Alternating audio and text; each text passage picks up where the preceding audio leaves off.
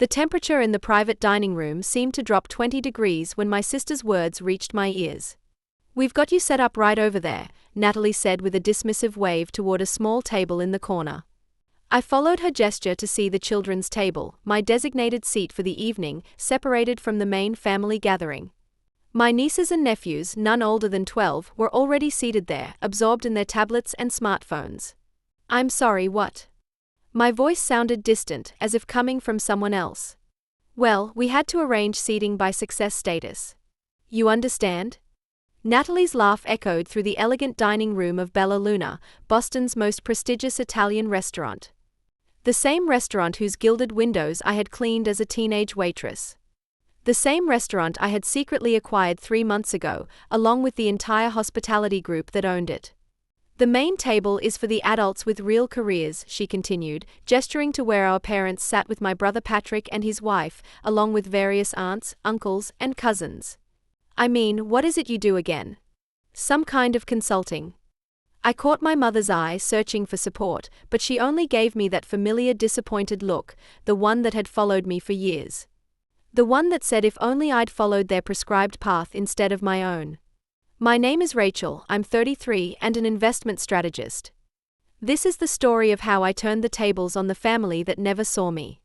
For 15 years, I'd been the Mitchell family disappointment. The quiet one. The one who'd chosen to build something of her own rather than follow the family's expectations. While my sister Natalie had taken the predictable route, marrying well, accepting a position at her father-in-law's company, and flaunting her status with designer clothes and expensive tastes, I had worked silently, strategically. My parents had made their preference clear from the beginning. They celebrated Natalie's every achievement, no matter how small or unearned. Meanwhile, my growing success in restaurant turnarounds and acquisitions was dismissed as just consulting work whenever I tried to share it. At family gatherings, I was consistently seated far from the center of attention, my accomplishments forgotten or minimized. "Investment strategy," I said quietly, knowing they wouldn't bother to understand anyway. Right, Natalie waved her hand dismissively, her red designer dress catching the light from the crystal chandeliers. "Anyway, you'll have fun with the kids. Maybe you can learn something from their lemonade stand business plans." More laughter rippled through the gathering.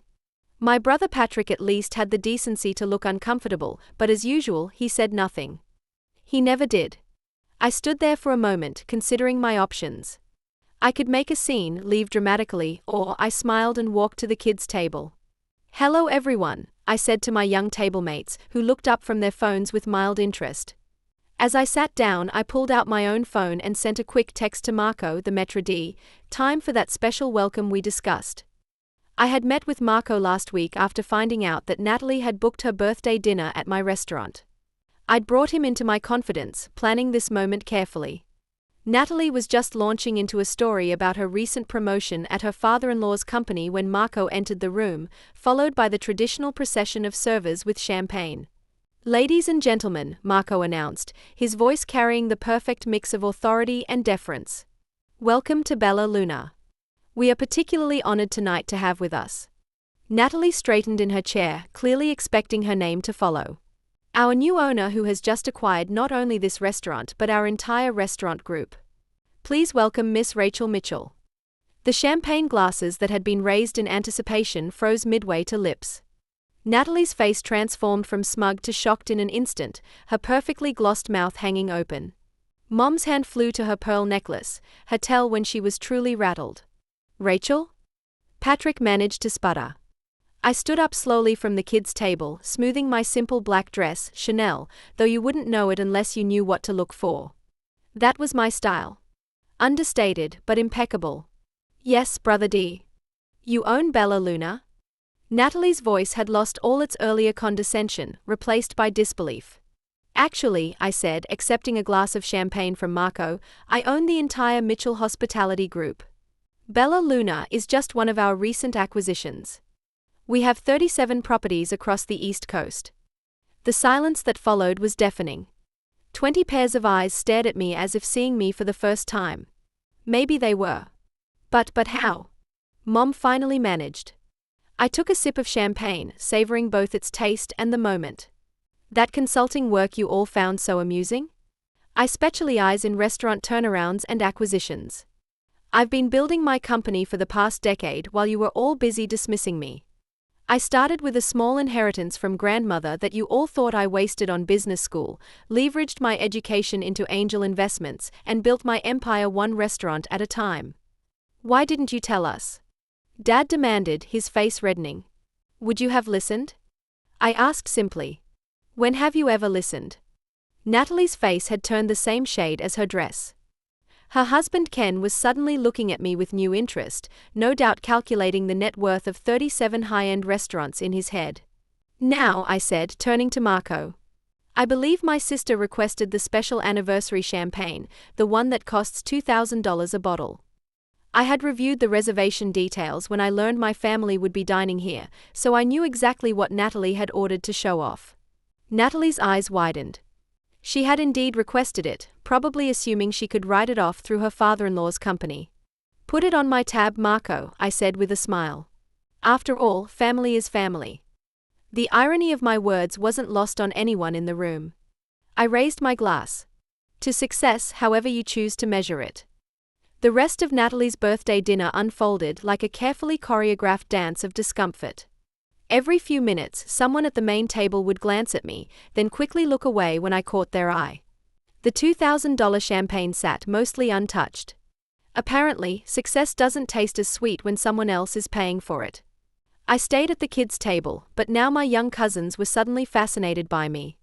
12-year-old Emma whispered, "Do you really own all of this?" I nodded, helping her cut her pasta into manageable bites. "That's so cool. Mom says you were always the quiet one." "Sometimes the quiet ones are just busy building something extraordinary," I told her with a wink. By the time dessert arrived, a custom cake featuring Natalie's face in fondant that she'd specially ordered, the dynamics in the room had shifted dramatically. My parents were now casting anxious glances my way. Patrick kept clearing his throat as if preparing to say something important, then thinking better of it. And Natalie, the birthday girl herself, had barely touched her food, her earlier confidence deflated like a day-old balloon. As the servers cleared the dessert plates, I made my way to the main table. "I hope everyone enjoyed their meal," I said, my voice carrying across the now hushed room. "Marco, a moment please." Marco appeared discreetly nearby. "Please inform Mrs. Bennett that her standing reservation for Sunday brunches will need to be revalidated. We are implementing a new membership system." Natalie's gasp was audible. Those Sunday brunches were her social crown jewel, where she entertained her carefully curated circle of friends. "You wouldn't dare." "I wouldn't?" "I am," I continued, loud enough for everyone to hear. "In fact, the entire Bennett family's preferential status is under review." Ken finally looked up from his phone, alarm crossing his face. He used Bella Luna for all his business meetings, leveraging the prestigious address to impress clients. "Marco," I added, "please ensure that Mr. Bennett's business account is transferred to our standard corporate rate structure. No more special discounts." "This is ridiculous," Natalie sputtered. "Daddy, say something." Our father stood up, straightening his tie, his way of preparing for confrontation. "Now, Rachel, let's be reasonable. Your sister didn't mean any harm. We are family. We should be supporting each other." I laughed, but there was no humor in it. "Supporting each other? Like when I needed help starting my business and you told me to get a real job instead? Or when Natalie borrowed money from me for her wedding 8 years ago, then conveniently forgot about it because family helps family?" "That was different," he protested weakly. "You're right. It was different because back then you thought I was nobody. Back then you all treated me like I was nothing more than the family disappointment, the quiet one, the one who wouldn't amount to anything." I walked to the main table and picked up the untouched bottle of expensive champagne. "You know what the funny thing is? I bought this restaurant group 3 months ago. I've been to every family dinner since then, listening to you all brag about your achievements, watching you seat me at corner tables or with the children. Not once did any of you bother to ask about my life, my work, my success." The silence in the room was absolute. Even the kids had stopped playing with their phones, sensing the gravity of the moment. "But now," I continued, "now that you know what I've built, suddenly I'm worth talking to. Suddenly I'm family again." I handed the champagne to Marco. "Put this back in the cellar. I think we've all had enough celebration for one night." Patrick stood up, his face flushed with what looked like shame. Rachel, I'm sorry. I should have said something earlier about the seating, about everything. Yes, you should have, I agreed. But you never do you, Patrick? You just watch and stay quiet, like I used to. The difference is, I learned to speak up. I turned to my mother, who was still standing frozen beside the main table. You always wanted me to be more like Natalie, more outgoing, more ambitious, more everything. Well, congratulations, Mom. I built something bigger than anything Natalie has ever achieved. Are you proud now? She opened her mouth, then closed it again, words failing her for perhaps the first time in her life. I picked up my purse, Hermes, not that they'd noticed, and walked toward the door. Dinner's on the house tonight. Consider it my last act of family charity. Rachel, wait, Natalie called out, her voice cracking. Please, we can talk about this. We can fix this. I paused at the door, looking back at my family, all of them now standing, looking lost and small in the grand dining room. No, Natalie, we can't, because you can't fix years of dismissal and disrespect with one apology. You can't erase a lifetime of making me feel small just because you suddenly realize I'm bigger than you thought. What do you want from us? My father asked, his voice heavy with resignation. Nothing, I said simply. I don't want anything from you anymore. That's the beauty of success. It shows you exactly who you are and exactly who everyone else is too. I nodded to Marco.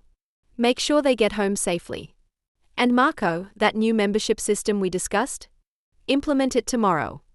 As I walked through the restaurant, I could hear the murmur of shocked conversations beginning behind me.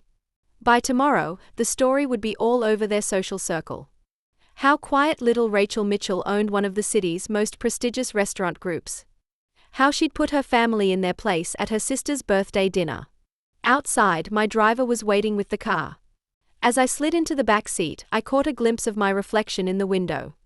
I looked exactly as I had walking in, composed, professional, understated. But something had changed. A weight I'd carried for years had lifted. My phone buzzed with incoming messages. Natalie, Mom, Patrick, even Ken. Though I had limited contact with my family over the years, they all still had my business number that I'd given them long ago, not that they'd ever used it until now. I turned it off without reading any of them. They'd have to learn, just as I had, that success isn't about who you know or what table you sit at. It's about what you build when no one's watching, what you achieve while they're busy underestimating you. The next morning, I arrived at my downtown Boston office overlooking the harbor. My assistant handed me a stack of messages from my family. They've been calling all morning, she said. Your sister's husband seems particularly anxious about his corporate account. I took the messages and dropped them straight into the shredder. Send out the new membership guidelines to all properties, I instructed.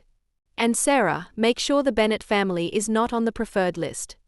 What about the Sunday brunches? She asked.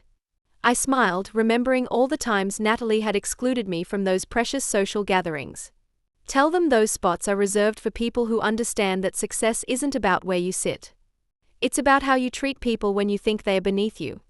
Sarah nodded, a small smile playing on her lips. She'd been with me since the beginning, had watched me build this empire piece by piece while my family dismissed every achievement. Oh, and one more thing, I added. That kid's table in the grand room? Remove it. In my restaurants, everyone deserves a seat at the main table. As I sat down at my desk, looking out over the Boston skyline, I thought about success and what it really means. My family had always measured it in obvious displays, designer clothes, expensive cars, prestigious addresses. But real success, I'd learned, isn't about what you can show off. It's about what you can build, what you can change, and most importantly, who you become in the process. I picked up my phone and made one call. Emma? This is your cousin Rachel. How would you like to learn about running a restaurant? I think you might have what it takes to build something special of your own someday. After all, sometimes the quiet ones are just busy building something extraordinary. I had made my decision. My relationship with my parents and Natalie was permanently severed. They had shown their true colors for decades, and one night of shocked realization wouldn't change that. Patrick might earn a second chance someday if he found his voice. But Emma, she represented the future. A fresh start with the next generation, one where genuine talent and hard work would be recognized. The family tree was being pruned, but new branches would grow.